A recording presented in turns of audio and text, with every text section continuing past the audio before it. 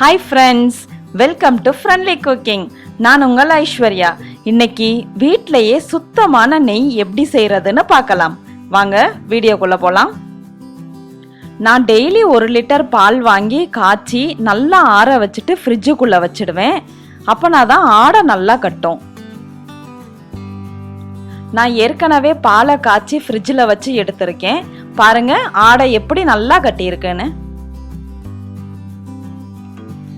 இப்போ பால்ல இருந்து ஆடைய தனியா ஃபில்டர் பண்ணி ஒரு பவுல் எடுத்து வச்சுக்கறலாம்.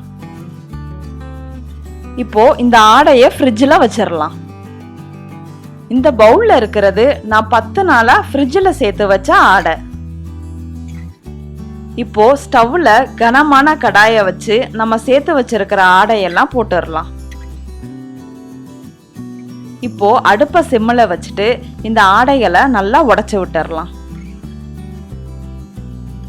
இத அடிக்கடி கிளறி விட்டுக்கிட்டே இருக்கணும், இல்லைன்னா அடி பிடிச்சிரும்.